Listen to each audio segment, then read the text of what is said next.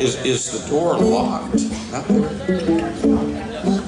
Can we get it open? We want to let the people in. We want to.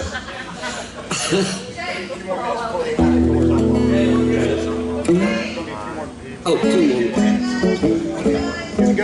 Well, we'll wait. You know, see, this is the special VIP crowd. You guys paid extra and everything, and you know, through the fan club things and all that, the contests. You're our contest winners.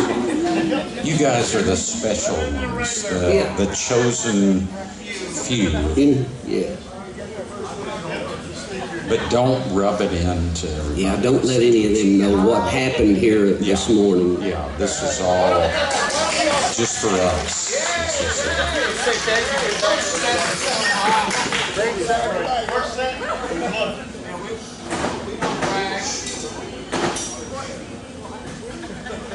Thank you, ladies and gentlemen. Jim and I have had a great time this morning. Yeah, this is really fun. See y'all next year. This has been fun. I wish we had time for more stuff. I wish we had time, but it's like I said earlier, that is the secret of life. That's true. It just came to us, and we could explain it for the first time.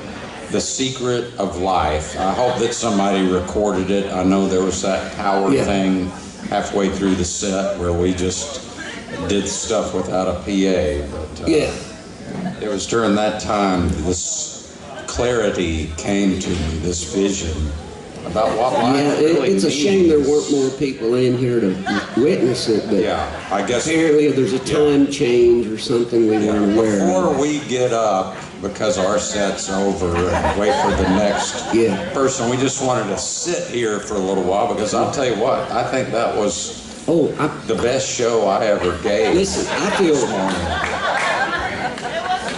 And those mantras that you were doing, I feel cleansed in a way. I do too. It's hard for me to get up and leave this spot, this moment. I know. Well, that secret transmission that Tibetan Lama had given to me, that he said you can only use it one time, and so I did that chant right this morning, just for these few folks that were in here. For the rest of your lives, you should have financial and spiritual prosperity. So lucky. But so before we get up and get off the stage, and let us just sit here for a minute and just kind of let the unwind a little bit for this blissful, incredible show we just had. I mean, it was just, I can't believe it. I mean, it was like, I don't think I'll ever have a show like that again. I don't know how we could top what we just did in the past 30 minutes here. I'll do the one show I've got left tomorrow, and then I don't think I'll perform. Because even that show tomorrow will be a letdown from the show we just did. You need to change your shirt, Jim. I wish we could, but we want to keep things on schedule. No, listen, we gave it everything we left it all. We left it all with you guys. That past 30 minutes, you folks that were in here, we left it all for you. So I mean, I said things, that I was feeling inside that I shared with y'all that I've never shared with an audience before, and I couldn't do it again ever. Listen, it was a little uncomfortable for me to be a part of it, but I'm honored that I was there. That you would open up like that for all of us that were here in the past few minutes. And we worked out all of the stuff between us in front of y'all this morning. That feels so much better. I do too. I feel clean and whole. Well, I feel like I'm finally like on the same plane with you, Jim. I do too. Like we've been struggling, It was a real breakthrough. It's like we've been boxing or something, and now I just, all because of what happened in the last 30 minutes. I know. right here on this stage. I still can't really see. I left my contacts back at I'll tell you, I can't really see, but I'm sure that full house this morning just also made me feel energized. Thank y'all for that.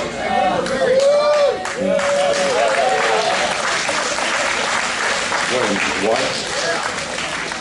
The other act hadn't shown up yet. We can do a few more. You want to hear a few more? Okay.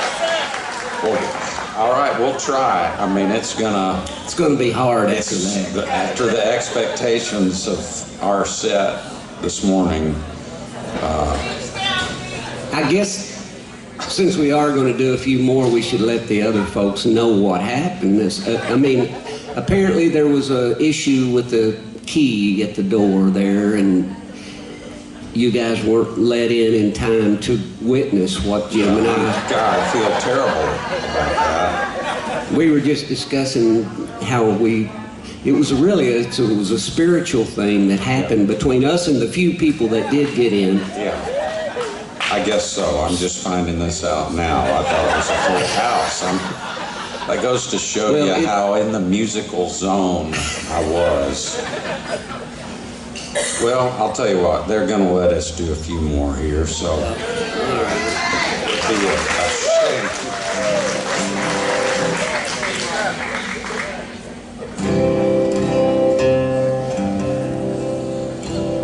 Verlon, I'm using those new strings that you gave me last night, and you said put those on the night before.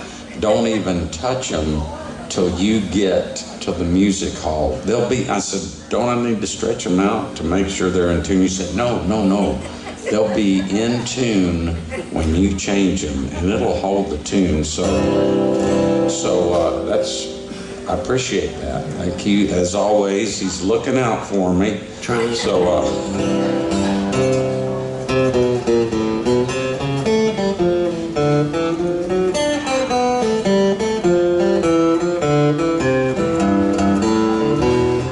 Slow as molasses, I'm taking my chances of showing up for the deadline. Not in a hurry, a rush, or a flurry of footsteps that follow the signs. Oh, I could even ride a caterpillar just to try to get there faster. There's no guarantee when I'll arrive. Waiting at the clock until the ticking starts. Oh, I could even ride a caterpillar just to try to get there faster. There's no guarantee when I'll arrive.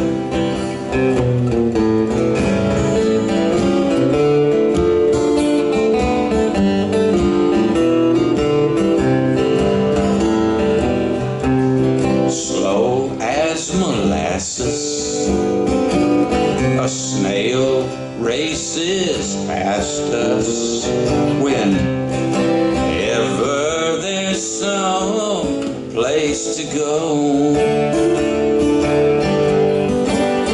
Oh, I could even ride a caterpillar just to try to get there faster. There's no guarantee when I'll arrive. Waiting at the clock until the ticking starts. Oh, I could even ride a caterpillar just to try to get there faster. There's no guarantee when I'll arrive.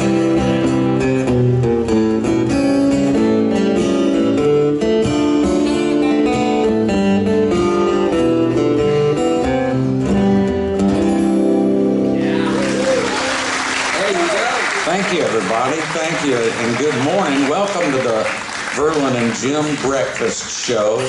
And that song I just did, I got some good news. I just heard back. Some folks had seen us do that song together down here, some TV producers for public television, and they're going to make a children's show out of that, and they're going to use Verlon's and I faces and put them on these cartoon, it's called caterpillar pickers, and so we will be these two caterpillars crawling around, and then we'll pick up, you know, we've got so many arms, we play all the instruments, you know, the mandolin, the dobro, the stand-up bass, banjo, and so anyway, without any further ado, here's my partner on the new Caterpillar Pickers show, Verlon Thompson. Wow, that's great news. You know, I knew that there were talks. Yeah. I knew there were things in the works, but I didn't know the details. I wanted to let you know right here, wow, and live in front of everybody. Caterpillar Pickers. That was not going to be the name of it. It was supposed to be something like Super Pickers. I know, but you know, hey, when they offer us a deal like that, I mean, we're going to make hundreds of dollars over the next 10 years with this contract I signed. Now, don't be mad at me for getting us so much, but anyway. Well, that's my bad for kind of, I let you take over. I said, Jim, I trust you, so that's on me. I just have to deal with it. I appreciate you putting that responsibility. Caterpillar Pickers. Are we going to have sponsors or anything? Have you talked about that? Yeah, we sure are going to have. You. CVS Hand Sanitizer is sponsoring the first season of Caterpillar Pickers.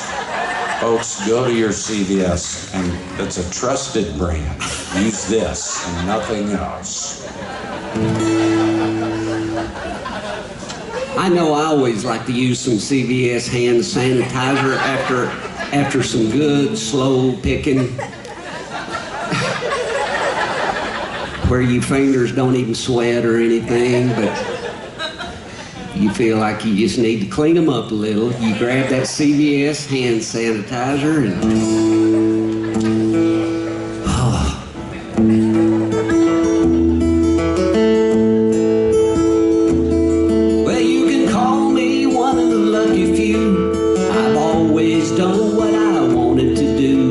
started back in 1962 when I dropped the needle in the groove.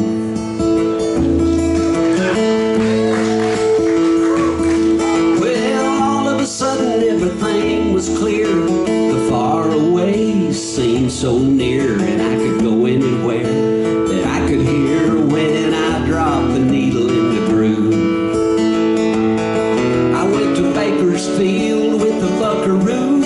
I saw Memphis in blue suede shoes, Folsom Prison, Tulsa time. I went to Carolina in my mind.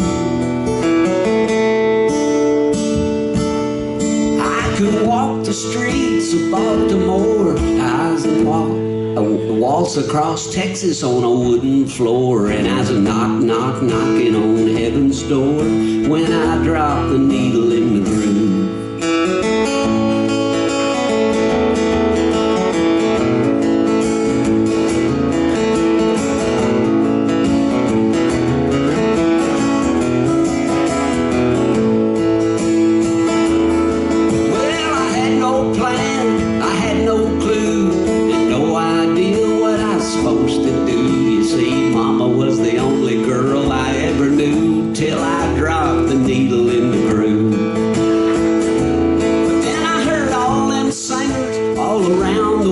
Singing all them songs about all them girls, and all of that mystery soon unfurled when I dropped the needle in the groove. I met Maggie May and Maybelline. Hello, Mary Lou, goodbye, Norma Jean. Lay down, Sally, good night, Irene. And who could forget Jolene, Jolene, Jolene. To all the girls I've loved before, Michelle and my Sherry Amore, I wish wish they all could be California. I drop the needle in the groove.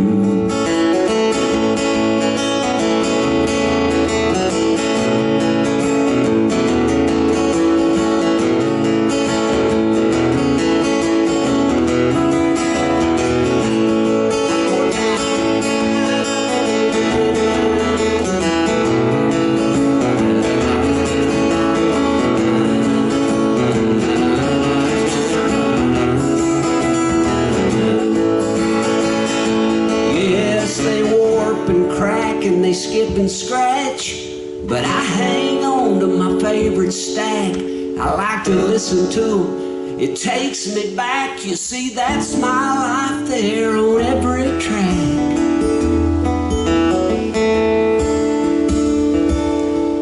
And we've come a long ways from 78s and 45s and 8-track tapes and compact discs. And damn, I miss dropping that needle in the groove. Oh, but you can call me one of the lucky few, 'cause I've always done what I wanted to do. And it started back in 1962 when I dropped the needle in the groove. When I dropped the needle in the groove. When I dropped the needle in the groove. Drop the needle in the groove. I drop the needle in the groove. I drop the needle in the I drop the needle. I drop the needle in the groove. Thank y'all. You've been great. Thank you so much, everybody. Verlon and I love y'all. Yep, we do. Oh, hey, we can do some more. Y'all want to hear some more? Great. All right, well, here's one Verlon actually requested, and you know what Verlon wants, Verlon gets, as far as I'm concerned. Right, ladies and gentlemen? Huh? Oh, you're too kind, man. This one is off the new record. Your new record. Called Game Changer, and this is the first song called That Kind of Life, That Kind of Day.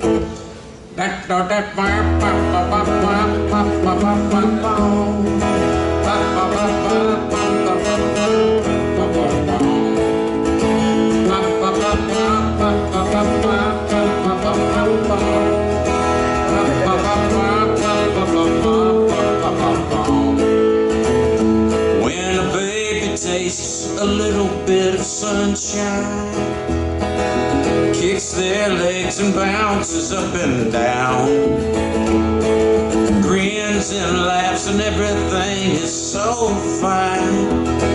We want to keep them that way for a while.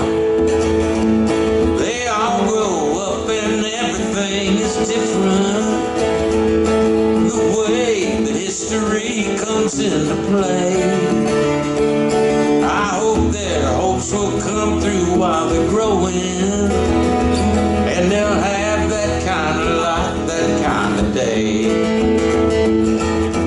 Go through all you must do, and know that while you're getting where you're going. Go through, don't go away, and have that kind of life, that kind of day.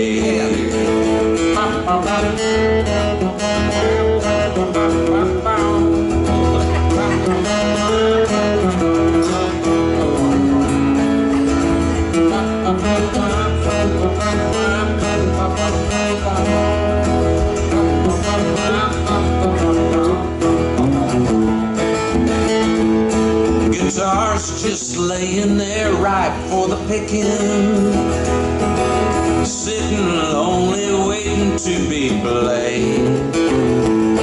You get to make the music that you're hearing, to hear it all will carry you away. Someday when finally things are back to normal, what is normal these days you might say? I hope you're hopes will come through while you're waiting, and you'll have that kind of life, that kind of day. Go through all you must do, and know that while you're getting where you're going, go through, but don't go away, and have that kind of life, that kind of day.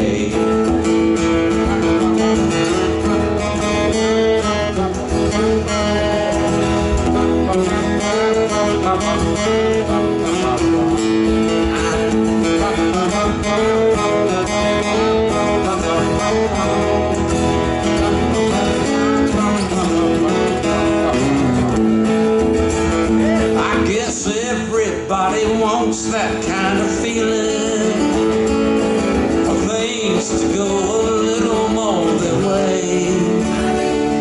I hope your hopes will come through while you're waiting, and you'll have that kind of life, that kind of day. Go through all you must do, and know that while you're getting where you're going, go through, but don't go away, and have that kind of life, that kind of day, and have that kind of life, that kind of day.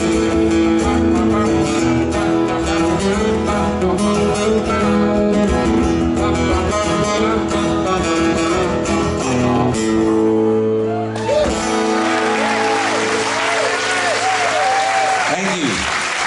Thanks a lot. That one is also going to be in the first episode of the Caterpillar Pickers that we're on our. So be looking out for that. Wow, there's so much breaking news that I had no idea about.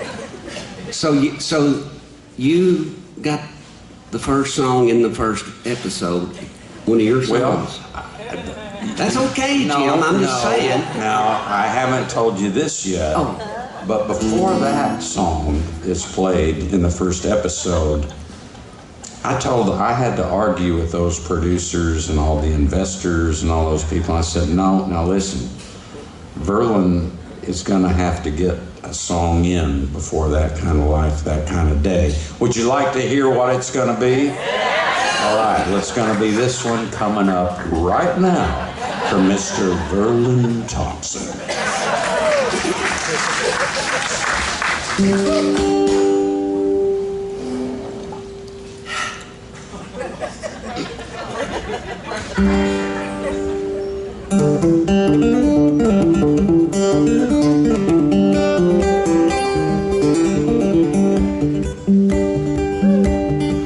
Well, I can't stand a collar, makes it hard to swallow. But where you go, I'll follow. Hey, I'm a lucky dog. I can't get used to getting all this love and petting. You're about to spoil me rotten. Hey, I'm a lucky dog. I used to be a homeless hound. I was running around up and down every street in town. Whoa, but then I found you, baby, and the one kiss drove me crazy. There ain't no ifs or maybes, baby, I'm a lucky dog play.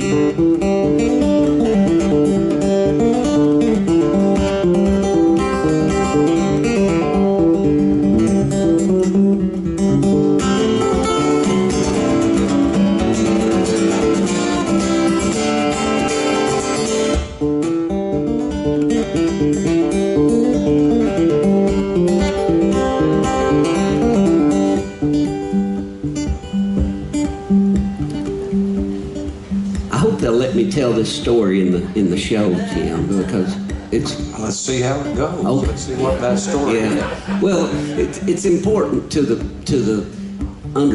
complete understanding of the song, because this song was kind of written as just a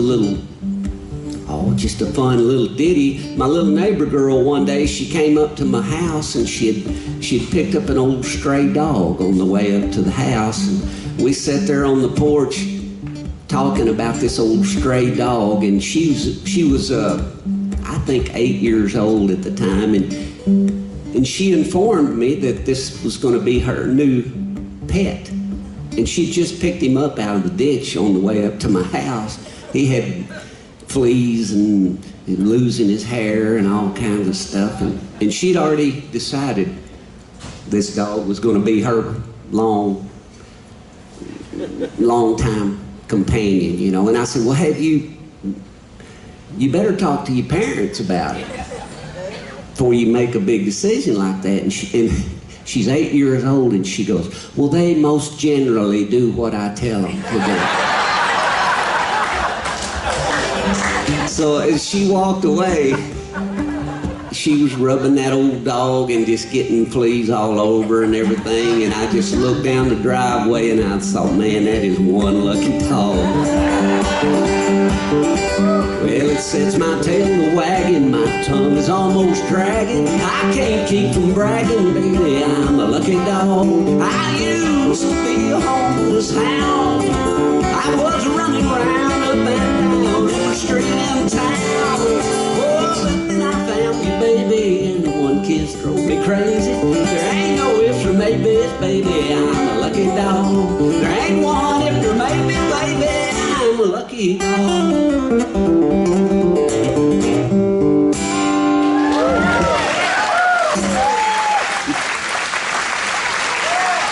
So maybe the second episode, I can get maybe that one in, second episode? No, oh, you know what? No. They're gonna use that in the first episode because there is a story about a dog. They're writing all of this personal stuff in and making it very real. They're doing the story about the girl. And I'll tell you, speaking of how real that is, that song hits home to me, talking about losing hair and having fleas. I mean, I'm there with you. I know what you mean. I know what you mean, brother. Yeah. You're talking to me on that one. Yeah, well, I'm sure they'll write in a scene probably for where you they get will. They're mirroring our lives yeah. with this series. It's going to be... I can just see the cutaway now to Jim laying in an old nasty bed, scratching. Been there, done that. Last night. Story of my life. Trying to sleep.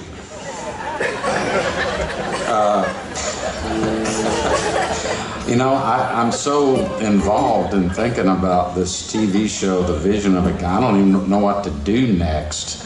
Does anybody have any requests or anything? I'll try to. I'm so wrapped up. In this. You've been consumed with it, getting this thing off the ground. It's really been taking up a big part of my life. Kind of like back in the day when we first started working together. We'd done a few gigs, and we were both pretty... music biz wasn't treating us great, and then I had gotten this call from this casting director about the Geico caveman commercial, and I got Verlon involved, and so we did those first like 3 Geico where we play these very kind of stuck-up cavemen, you know, they're kind of snooty and everything, and I'll tell you what, that got me through for a couple of years, the royalties on that. Yeah, it's some pretty good grocery money there for a while. It sure is. And then they replaced us with a lizard, am I right? Is that right? Yeah. An animated lizard. That they don't have. They thought that was better than us, our caveman routine. Well, I'll tell you what, now this one, speaking of money and getting... I'll tell the little backstory right after this one, because I've got to set it up with this song.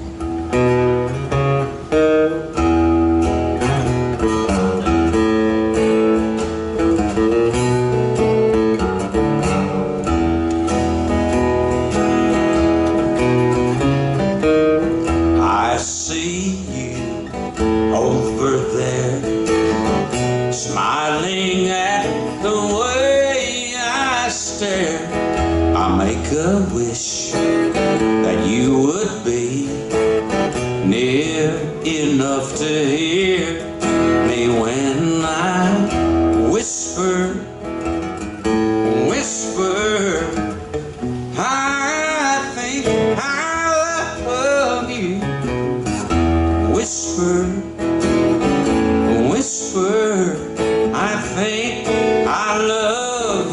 too.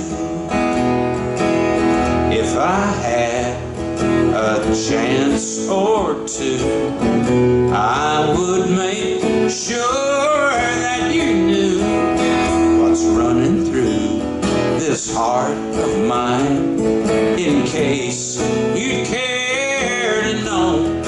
So I'll whisper, whisper, I think I love you. Whisper, whisper, I think I love you too.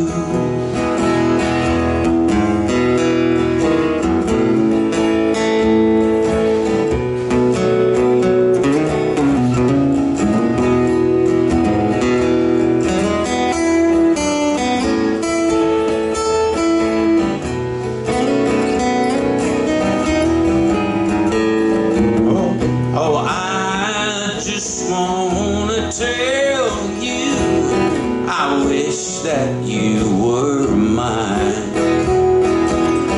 I'd love you so sweetly, be yours completely all the time.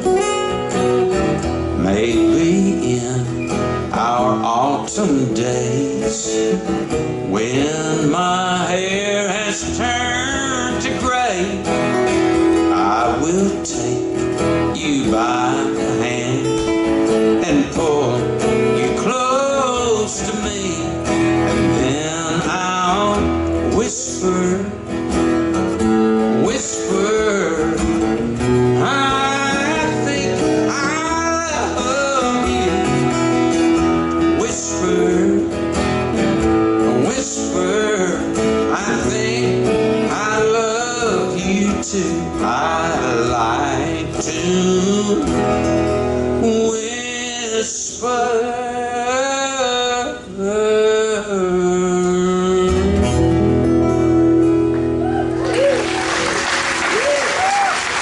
Thank you. Thanks a lot. Now let me tell you I'll condense this backstory. I had been getting calls on that song for several years by this person that helps facilitate selling your songs to somebody for a commercial. And I said, no, I don't want any of my songs used in commercials. They can use them for a children's show series, but not a commercial. I don't want, you know. So anyway, this agent kept coming back to me saying, listen, they have quadrupled the money.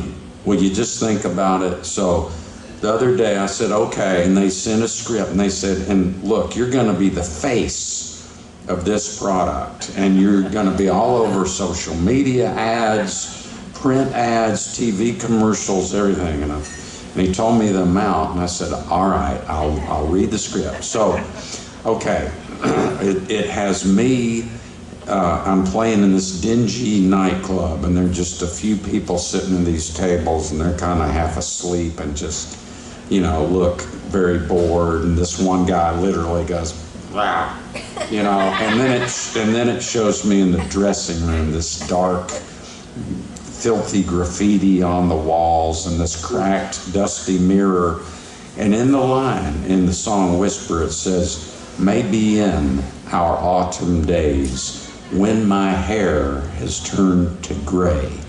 And as that line goes by, I'm looking at my hair, and then I take this little paper bag from the top of the table and I rip it open, and it's this bottle and it says Grecian Formula 7.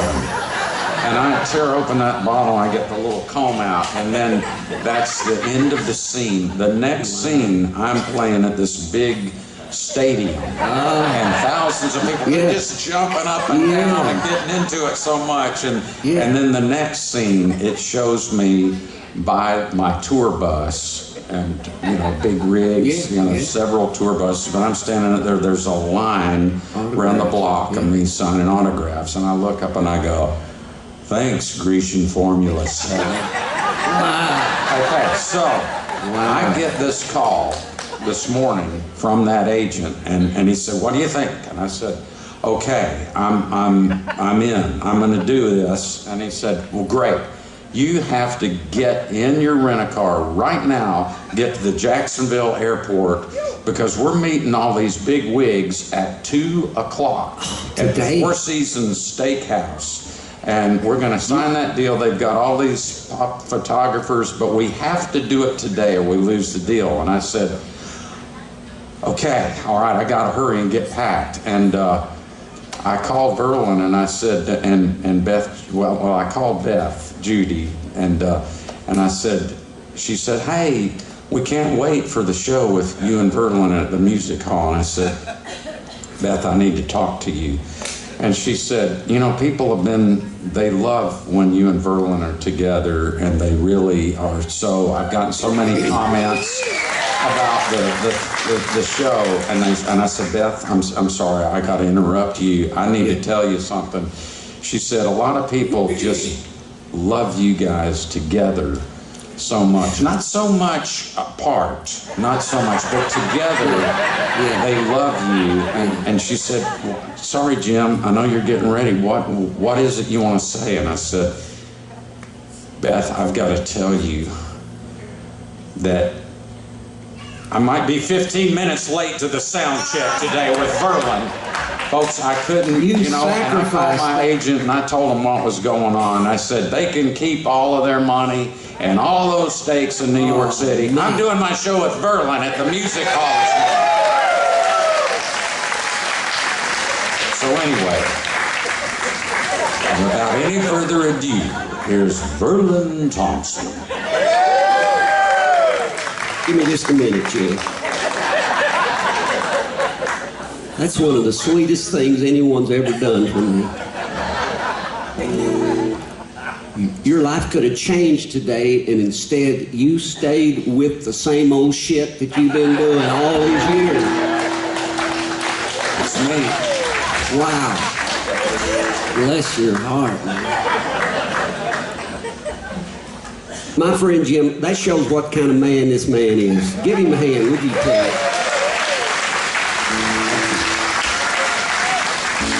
But we're going to have to hurry up because I got an offer to do just another little gig. It's just a bar gig downtown there in Live Oak, but I told him, yeah, hell, I'll cut me and Jim's thing short, 30 minutes. Because I can make some pretty good tips, I think, down there. So. Anyway, so let me get moving on here.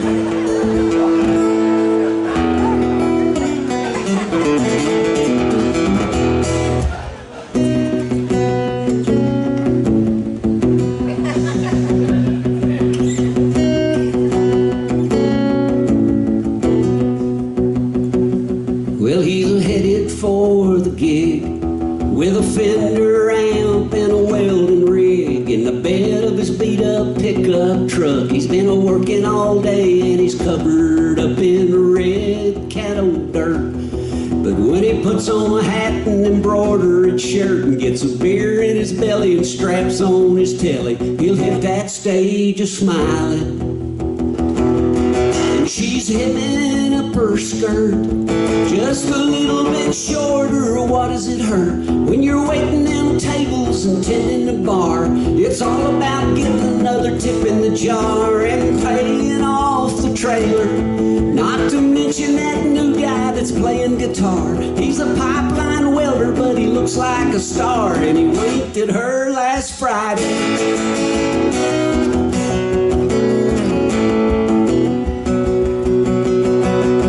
He sure put on the show. He came back twice for a standing O, and then he told him he loved him and he said good night and treat your pretty little waitress right. Then everyone was gone and she poured him a beer and a shot of Patron. And right there at the bar he grabbed his guitar and he wrote a little song about her. And she said, oh my God, it couldn't get any better if I'd have written the script. He's writing these songs and I'm raking in tips, and it wouldn't be long till there's a kissing on the lips. And she paid off the trailer. Yeah, who knows what the future might hold. As a matter of fact, a few nights ago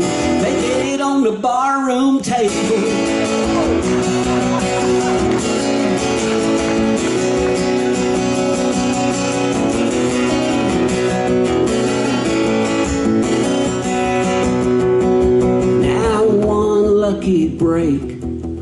She'd always told him that's all it would take, and she was standing right there when the call came in. It was Brooks and Dunn, and they wanting him for 7 months in Vegas. Yeah, it could be more, they couldn't say for sure, but if it all works out, they're gonna talk about maybe keeping him even longer.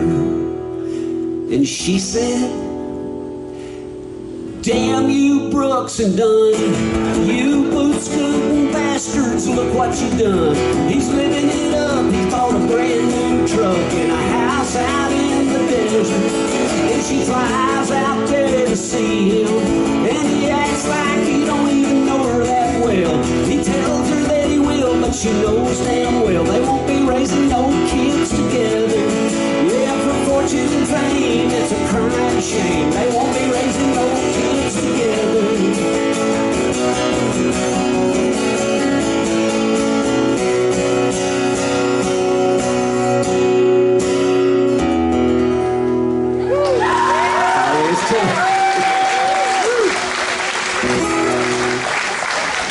Not a happy ending, I know, but Well, sometimes the truth hurts.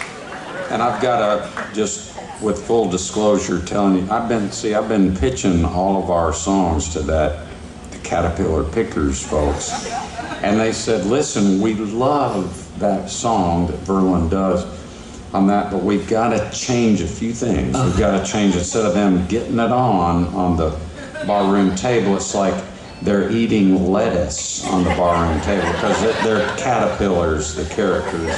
And then we clean up the cuss words. We say darn it, and to heck with it, and poo-poo. So, I don't know if that's going to work, Jim. Is that in stone, or is that still up for a little negotiation? hey, if you want to make $50 off of that song, we Okay, gotta agree to well, what they want to do. All right, I'm going to leave it up to you. We can. I'm leaving it up to you if you think it'll work.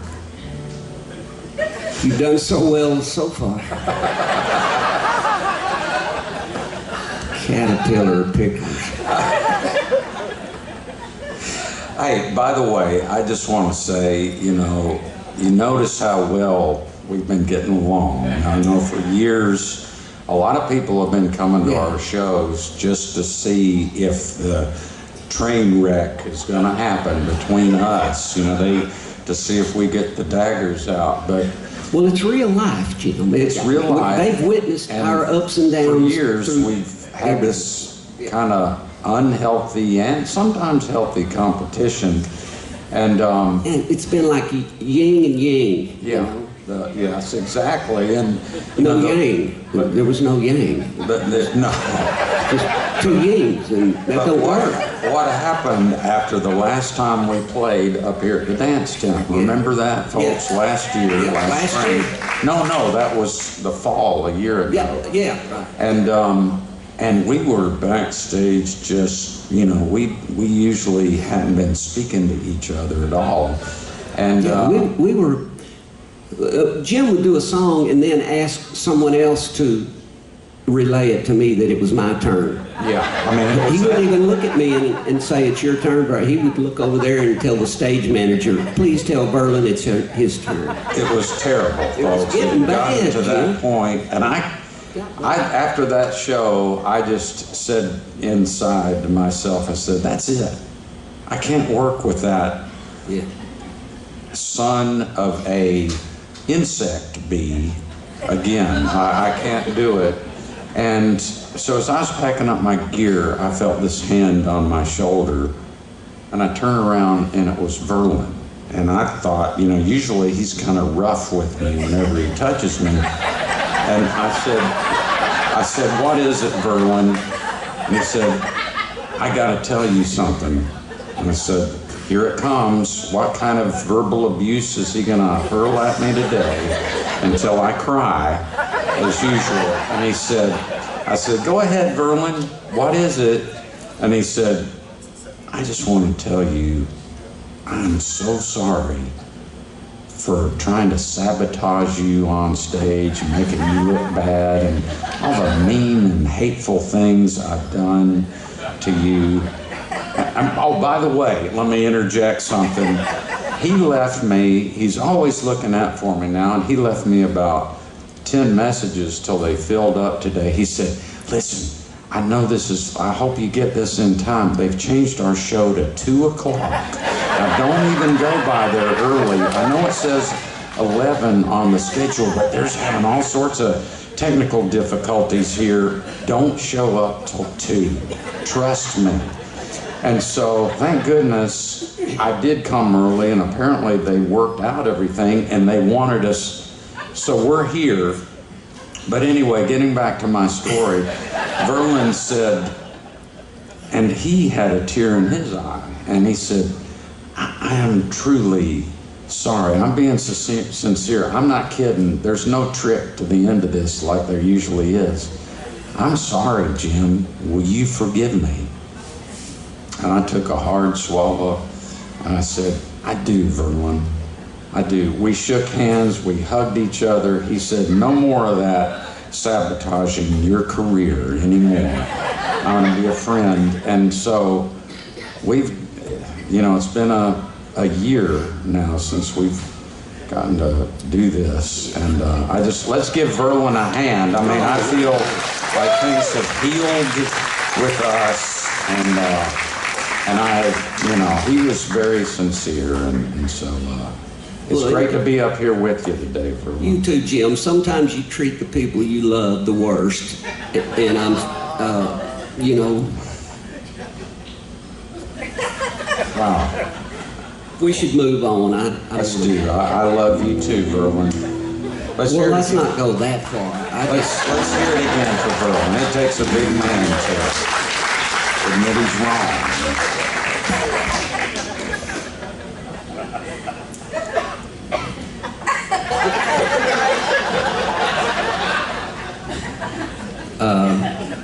Meanwhile, on the ranch.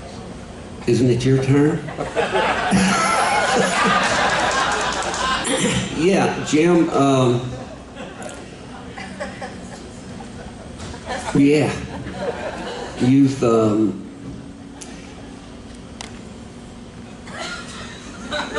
you have given me pause to pause even longer to try to find a way to get out of this. You know what, Verlon? And that was very nice of you, because you didn't have to do this. I thought it was your turn, and you reminded me it was mine. Oh. Right?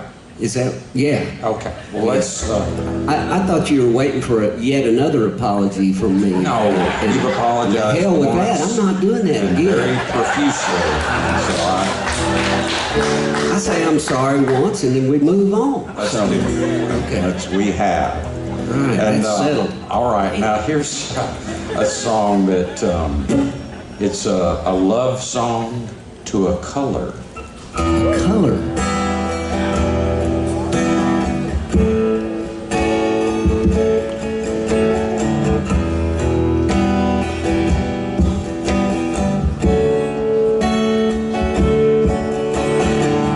Violet softly stirring morning time,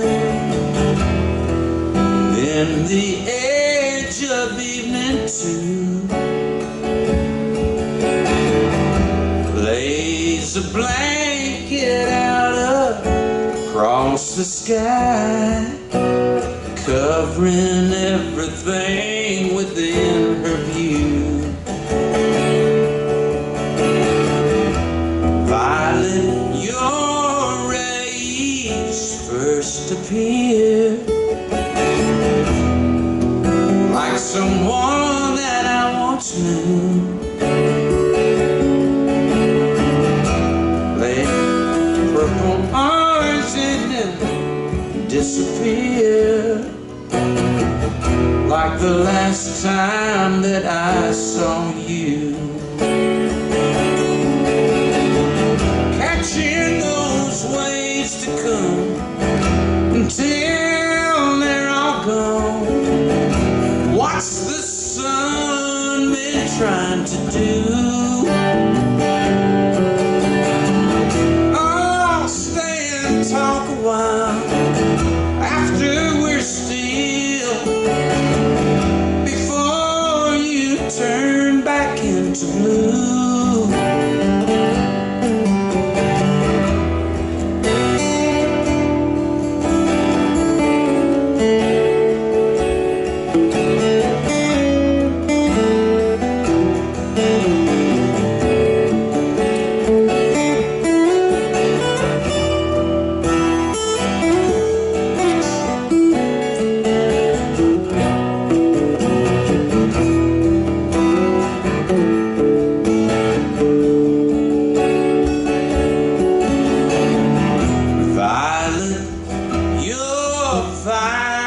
Vibration feels like someone that I once knew. They say that you're the highest light of all, and you get to be a flower too. Catching those waves to come until they're all gone. What's the sun been trying to do? Oh, stay and talk a while after we're still, before you turn back into blue.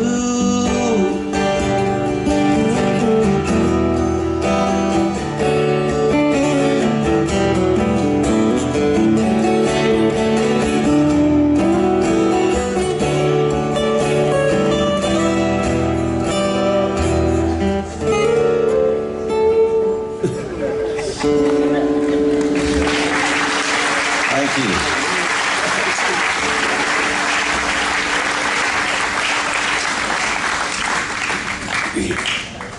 Wow. You know, that sort of went with the story about us, you know.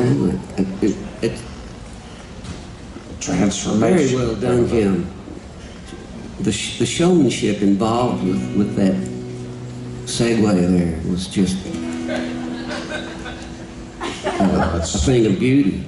That's what I always have been saying, that I used to always tell you. Well, it's the business, it's show business and the business of show. Remember how I used to just say that to you all the time back when we first met? Yeah. I do remember when you used to say that. When I first started writing. Yeah. I hope you don't mind. Maybe you've already heard about it, but I actually used that line and wrote a song. Oh, I didn't realize that. Well, good. I'm glad that you were able to use that saying and put it to it good worked use. great. Worked great.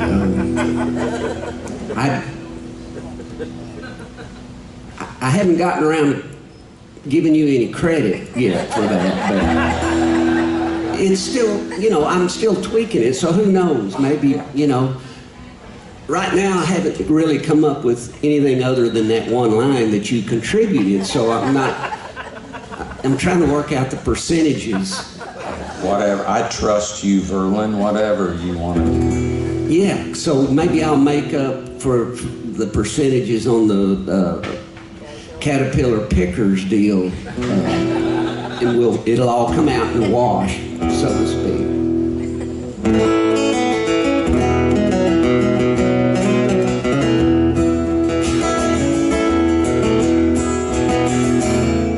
Jim, I went to Nashville 40 years ago from Oklahoma. I walked away from rock and roll to get a honky-tonk diploma. I was hungry, young and hungry. I was looking for an offer. And Miss Loretta Lynn, she took me in, that sweet coal miner's daughter. Yeah.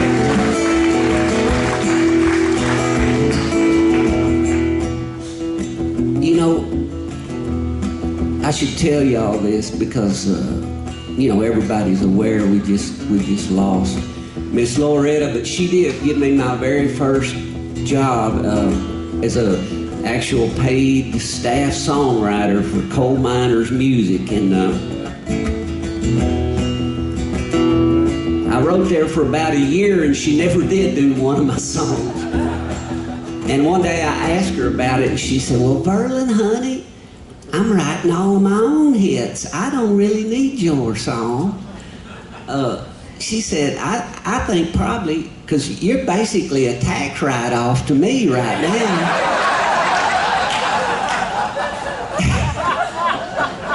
And I said, "Well, Loretta, I need to get some action, so I may have to move. It's hard because I love you, but I may have to make a decision to go somewhere else." And she said, "Honey, I think you should." She said, "I think you ought to meet some, I want you to meet some guys by the name of Waylon Holyfield and Harlan Howard. And those guys could help you." So, you know what Loretta did? She actually, I left her company, but she kept paying me for several months until I was sure I got my contract set up with my new publishing company. She didn't want me to be out on the street, and that's the kind of girl she was.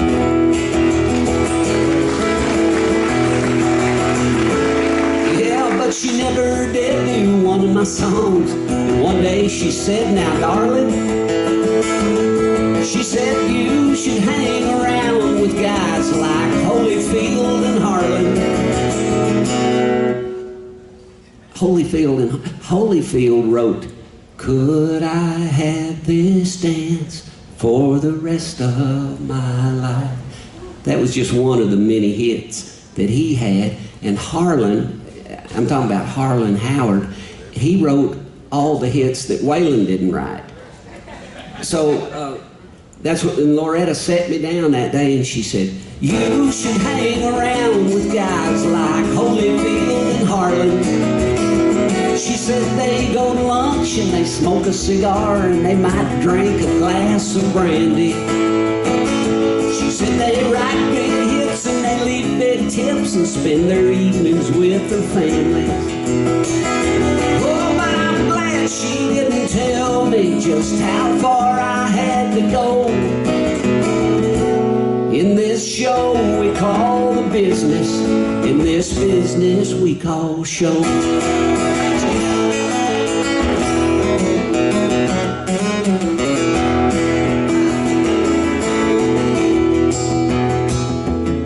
So then it was, so I played at the Hickory Holler Mall, and I played at Union Station, and I learned to do a pretty good Johnny Cash impersonation. And then one night he walked out of the back. It was him and Miss June Carter. I had just been impersonating Johnny Cash, and the side door, the little private dining room opened up, and the man himself walked out with June Carter. He had heard my impersonation. And he come walking through the crowd, and he walked right up to me, right in front of me. The mic was on, everybody could hear, and he said, "Son, I've heard better, but I ain't heard nobody try no harder." And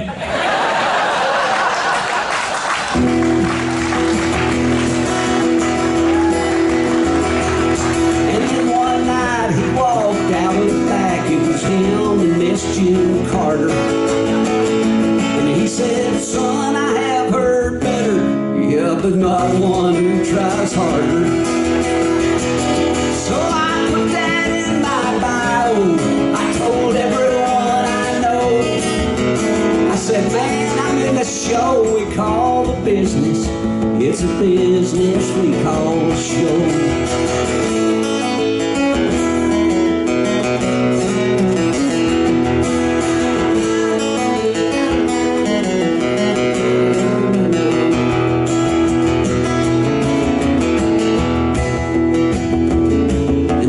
Waylon that introduced me, Jim, to Mr. Jimmy Gilmer of the Fireballs. Y'all may know that name too. Jimmy Gilmer did a little tune called "There's a Crazy Little Shack Beyond the Track." That's a little high for me, but Sugar Shack is what he did. Well, it was Waylon that introduced me to Mr. Jimmy Gilmer of the Fireballs, and together they convinced me. What did I do? I changed keys. And together they convinced me that I could do it all. Yes, but later it would come to pass I just could not play that part, 'cause I could not kiss nobody's ass to get my records on the chart. Oh, but my mama, she kept on waiting. She kept listening on the radio. I said, Mama, it's just a show we call the business. Man, it's just a business we call the show.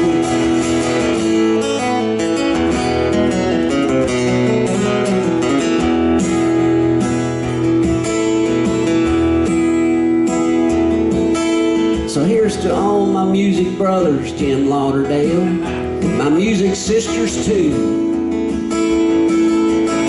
Here at home and on the road, this one goes out to you. And when the print gets fine on the bottom line, don't you give away your soul. This show we call the business, this business we call the show. It's just a show we call the business. It's just a business we call show.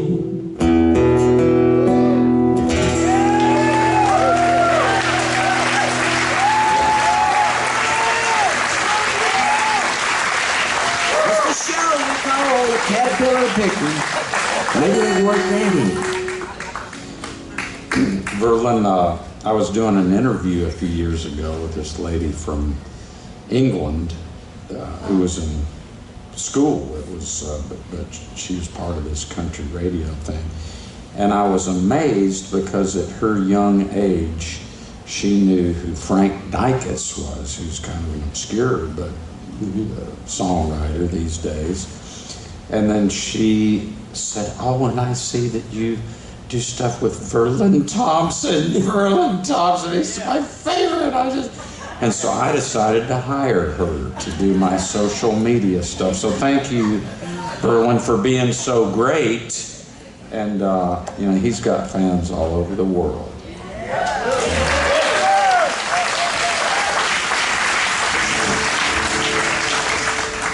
Well, most of that stems from our performances right here. It grew from this, Jim, and so I got you to thank for that, my friend. No, come on. No, I mean it. You know, before I started doing these early morning breakfast things with you, I was just like, you know, playing other evening concerts under the stars and places like that, but you know, but we started doing these like early morning breakfast shows, you know. Well, people have to eat. Yeah. And but it all grew from that, so thank you, Jim. sure, thank you. So I owe you so much. I just don't really have the words to Hey, to forget say. about it. Yeah. You know. Brother. Yes, sir. Huh? Requesting brother. Your song, brother. My song, Brother? I have a song called Brother? Verlon, you go ahead. No. I'll have to think about that. Let me think about that. Yeah. I'll let Jim do one. I'll try to remember my song. Yellow Rose in Texas. You know, see, when Verlon and I do these shows, we don't have anything pre-planned. No. A set list. And No. so, It may appear that we do. yeah, it might seem like this is all That's part of the showmanship involved, is making it look That seamless. Like. business they call show. And, but So, you know, as in these kind of situations, I have to kind of, you know, really listen to what's going on up here and be sensitive to Verlon and see if there's any clues of where I should go with the next song. And so I will do a tune. I know you're friends with Harlan Howard, and I got to hang out with him a fair amount. And I was over at his office one day, and one thing I liked about Harlan was that he always called me kid, and that made me feel young. And even though I was in my 40s by that time. And so he said, well, kid, how's your love life doing? I said, well, Harlan, actually, I just went through a breakup. And he said, well, you'll know when it's right. And then I had one of those moments where all of a sudden this melody started coming to me. And then as Harlan was talking to me, his lips were moving, but all I could hear was that melody. And then I said, Harlan, excuse me, I've got this melody going with what you just said. I'm sorry, but let me record that on my cassette player right now. So I did, and then he was sitting there writing several pages, but then he edited it down. So I'll do that for him. I'm sorry that you couldn't love me, but I'm grateful for your time, and I know there'll come a morning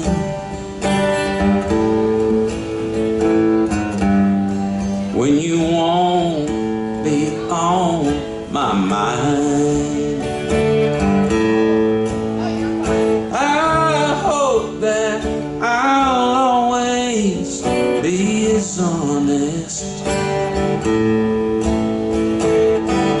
as you've always been with me. I just wish that you were feeling that I was what you need. Keep your heart and your mind wide open. Hold on tight to what you'll find, 'cause baby, you're the kind that only loves one time, and you'll know when it's right.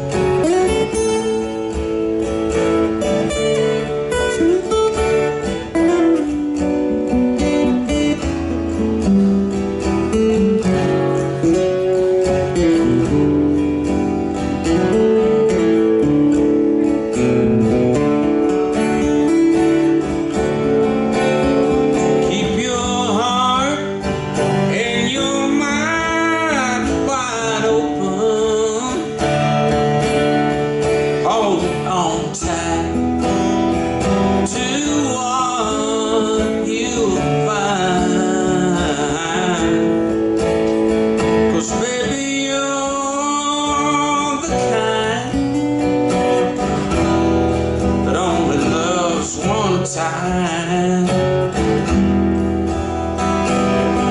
and you'll know when it's right,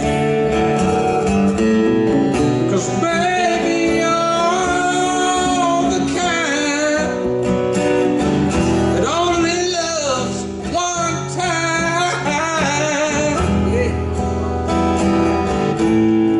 and you'll know when it's right. You'll know when it's right.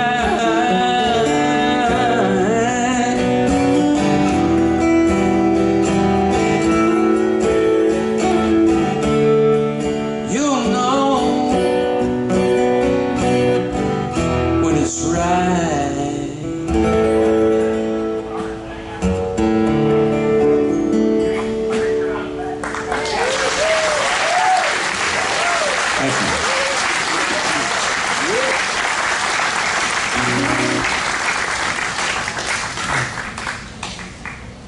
Let's see.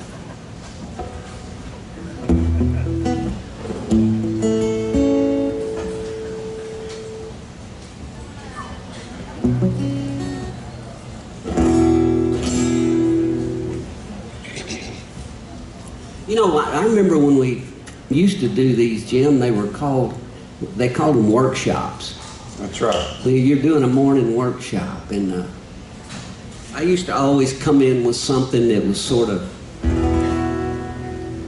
workshoppy. You know, something I was working on, or I would sing something to somebody else and kind of discuss it and try to, you know, give people a lesson of some sort.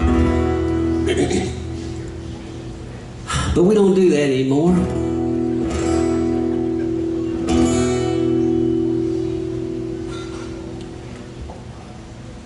So I went back and dug up one of those things. I did one of those workshop mornings. I can't see it, but I'm going to see if I can get through it. This is a song I didn't write. Well, you'll see as we get into it. I put my own touch to it, but it's one of our songwriting brothers, Jim, Mr. Bob Dylan. Yeah, you know, he does the same thing Jim and I do. He writes songs and sings them. Got a Nobel Prize, and you know, that's what Jim and I do. Same thing. We're all three. I mean, we're cut from that same cloth.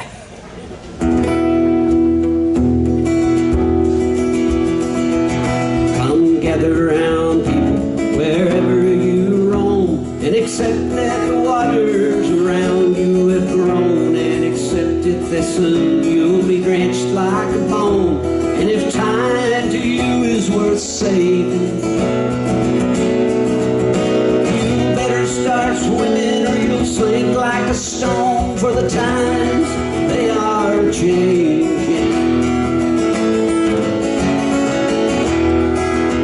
Now you writers and critics, you prophesize with your pen, keep your eyes wide, the chance won't come again. And don't speak too soon, cause the wheel's still in spin, and who knows who it'll be naming.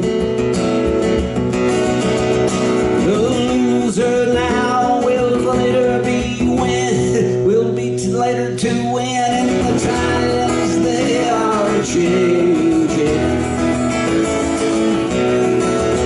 Now you senators and Congress, please heed the call. Don't stand in the doorway, don't block up the hall, for he who gets hurt is he who will stall. And the battle outside is raging, it'll soon rattle your windows and it's shaking your walls, for the times they are changing.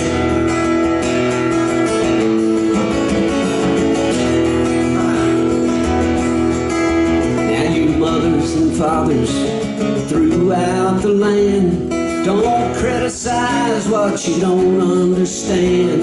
Your sons and your daughters are beyond your command, and the old road is rapidly aging. And get out on a new one if you can't lend a hand, for the times they are changing.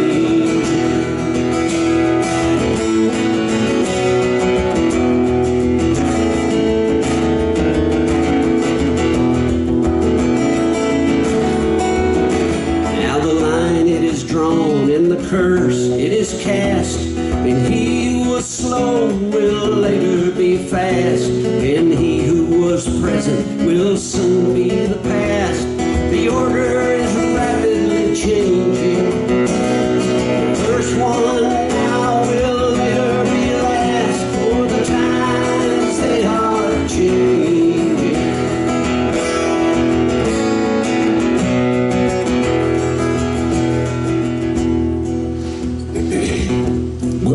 That's where Bob's song ends. I call him Bob, but for me it just felt like there was something missing, and I thought, well, I'll just kind of add my own thing to the end of it and see how it goes, because honestly, here's the thing, it's folk music.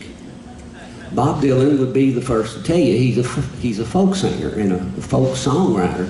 And what that means is folk music is music for the folks.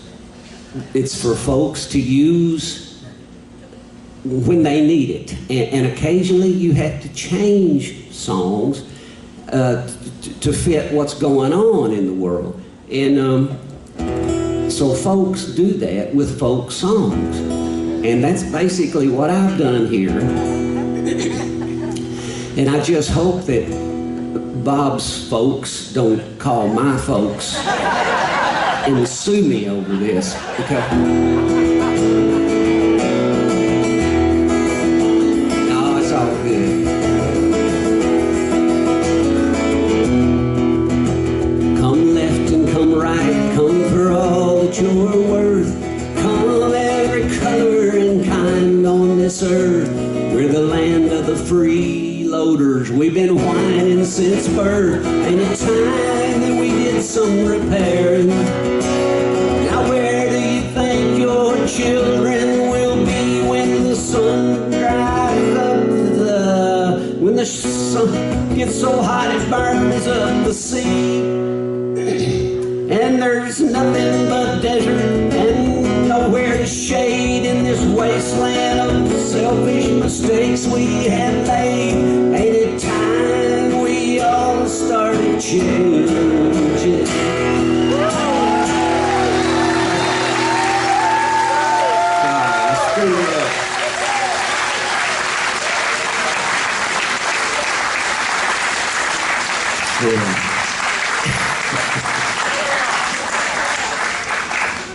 I probably should have worked on that a little harder. That's what these workshops are. It is a work. Yeah, it's a workshop. Yeah, I'm still working on it. So. You know, when this festival would roll around every year, I'd yell out to the crowd, "Hey, is everybody ready to get their mag on?" Oh yeah. And now I'm not quite sure. Hey, is everybody ready to dig your roots? Yeah. I'm not sure if it has as much of a ring to it, but... how about this? Is everybody ready to get your root revived? I don't know, maybe that may All right, if you don't mind, I'm gonna use that. Well... I want to give out a shout out. There's a buddy of mine I see out there, Leonard Stacy. Yeah, Leonard. Met him with Ralph Stanley years ago, and of course I want to always give a shout out to Beth Judy and the man over here, Randy. Judy. We wouldn't be here today in all of these years if it wasn't for you. And you know, I've got that song that is talking about how those things that we do for other people that change our lives, and that is definitely this has been a life changer for me to be coming to this festival. Thank you. Thank you. Thank you. We love you. Thank you.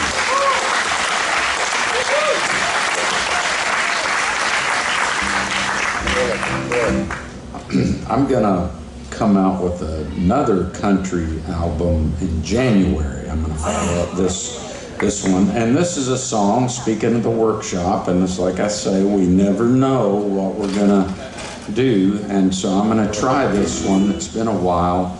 I've recorded it, and it'll be on this record, but I haven't done it much. So I'm going to step out on a limb. Now that limb might crack and break, but will you catch me if I fall? Okay. I'm going to try.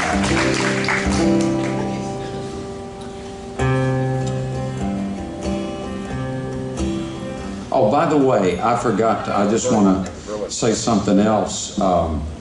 You know, I've got a lot in common lately with Willie Nelson. Something I do every day that makes me feel like I'm walking on a cloud. And I'm talking about these Skechers that I wear every day. I feel with the patented cushioned insole, I feel like I'm walking on a cloud, and you could too with Skechers. All right, here we go.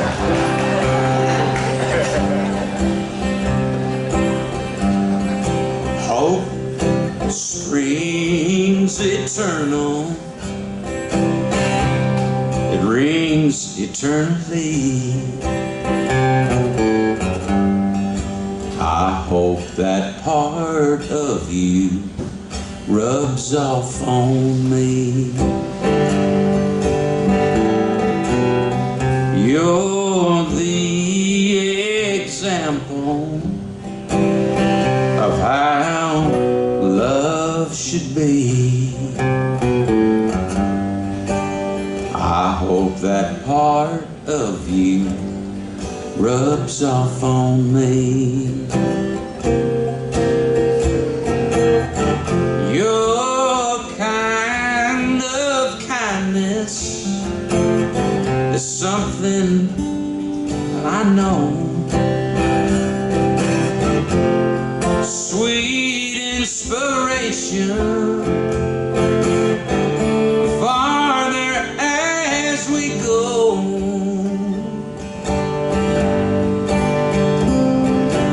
So while we're right here, so near, luckily, I hope that part of you rubs off on me.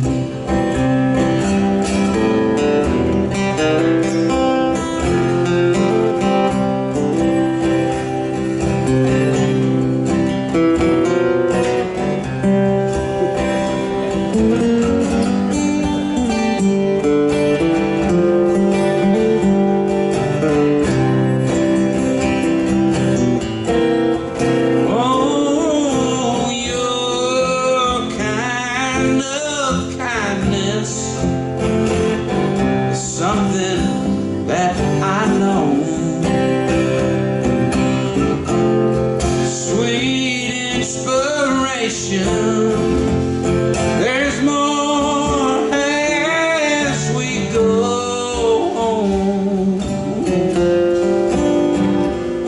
So while we're right here, so near, luckily, I hope that part of you rubs off on me.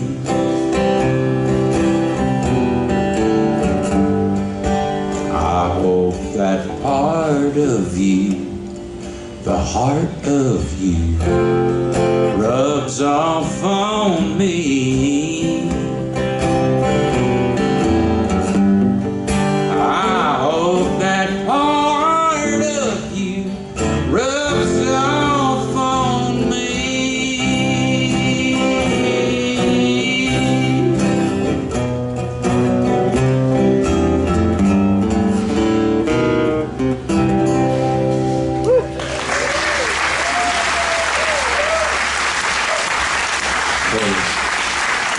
Verlon, you've been rubbing off on me in a good way for a long time, and you folks too. I think we got time for you to end with one now. You think? Sure has been fun. Well, I'm looking forward to this. Yeah, it's been great fun. Thank y'all. Thanks for allowing us to work out a lot of stuff in front of you and not making us feel bad about it. By the way, how about one more word about our sponsor, the CVS? We want to thank the fine sanitizer. folks at CVS Advanced Hand Sanitizer. Pick some up today. Tell them Verlon and Jim sent you. Tell 'em. Yeah, Jim, after a long concert and shaking a bunch of hands afterwards, I go for that CVS hand sanitizer. That's when I reach for the advanced bottle. Because you never know what these sons of bitches have been doing with their hands. So thank you, CVS, for that.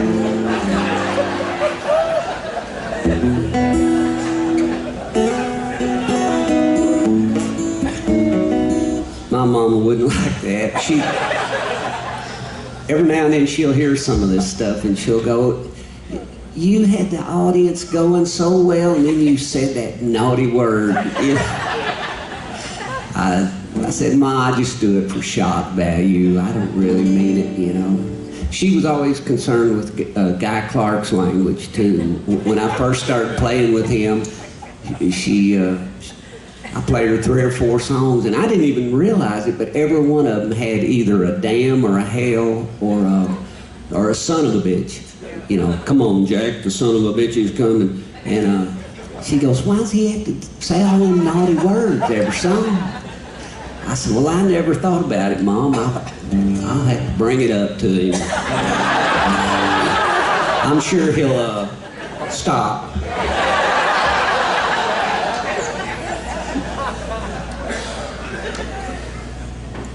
Anyway, you know what? This might be a good time. Speaking of old Guy, he's the reason I am here.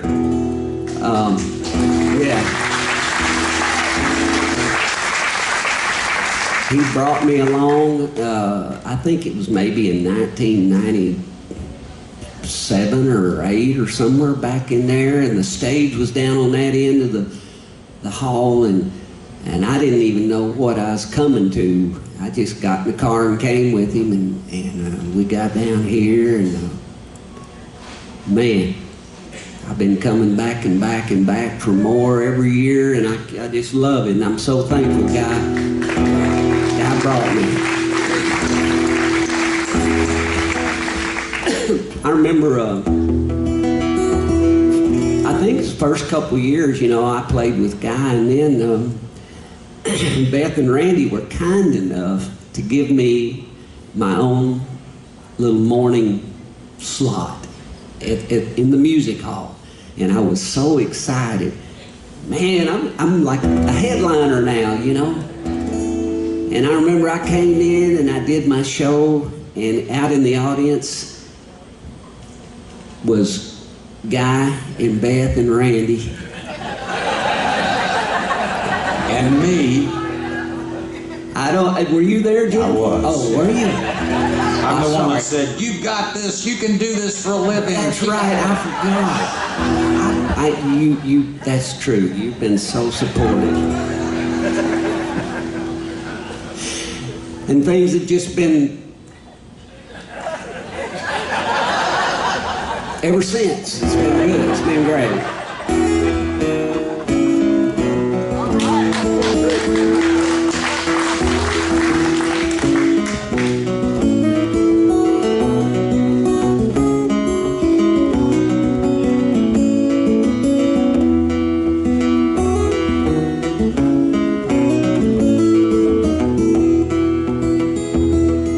8 years old with a flour sack draped tight all around his neck. Climbing up on the garage, he's figuring what the heck. He screws his courage up so tight that the whole thing come unwound. He got a running start and bless his heart, he headed for the ground. But he's one of those who knows that life is just a leap of faith. Spread your arms and hold your breath and always trust your Kate. Ain't that right, Sally? Well, all grown up with a flour sack cape tied all around his dreams. He's full of piss and vinegar, and he's busting at the seams. So he licks his finger and he checks the wind. He says it's gonna be do or die. Now he wasn't scared of nothing, y'all. He's pretty sure he could fly, because he's one of those who knows that life is just a leap of faith. Spread your arms and hold your breath and always trust your Kate.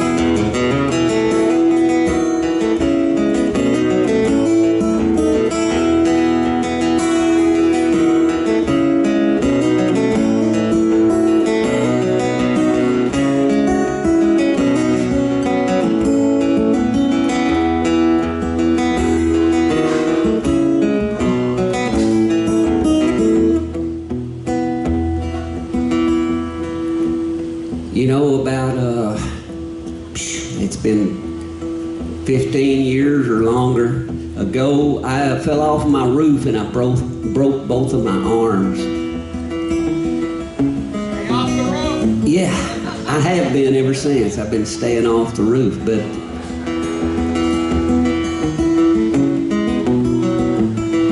Guy and I had a big tour planned, and there I was. They put wire cages around both of my arms. I had these two machine-looking things around both of my arms, and he called up Sean Camp, and Sean Camp jumped right in there, and I damn near lost my job to Sean Camp.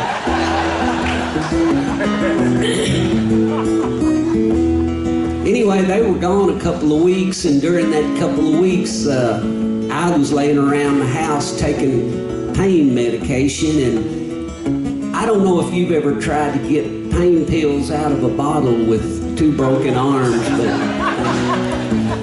I'll make it short. The problem is you usually get more than you need. It's hard to like just get one. So for that whole 2 weeks, I was pretty much not here. And then one morning I woke up and I got one eye open and I looked up, and I thought I was hallucinating at first, because it was a smoky haze in the room. I'm in my living room, you know, and then it was almost like I was seeing the Wizard of Oz, only it was Guy Clark's silhouette hanging up here, just floating in all this smoke, you know. And I remember thinking, I got to find a better way to get those pills out of that bottle. But it turned out it actually was Guy Clark. I was not hallucinating. It was Guy, and it was a smoky haze, because you know how Guy was. He right there in my living room, he was blowing smoke rings over my head, just looking down at me, and the whole room was filled with smoke. But I didn't care, because I was so touched that Guy had come to see me.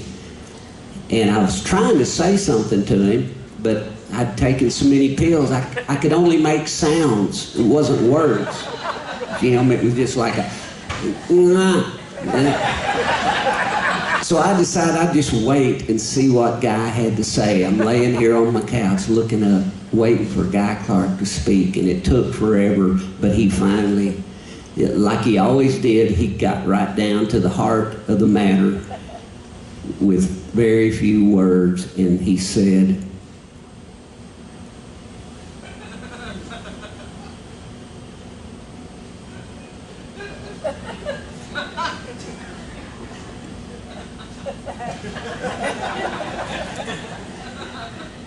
"You didn't trust your cape, did you?"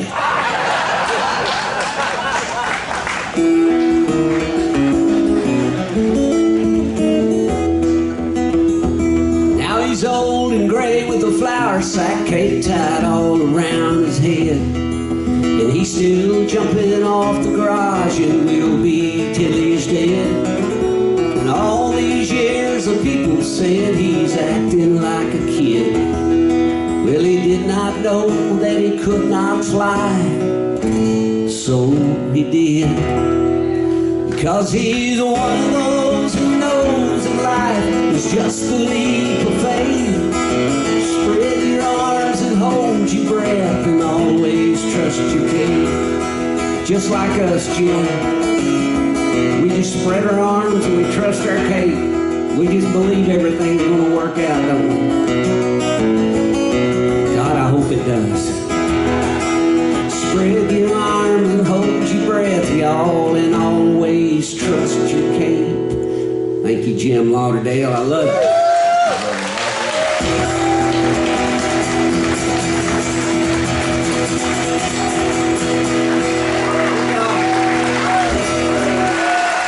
Thank y'all so much. Thank you, Verlon Thompson. Thank you.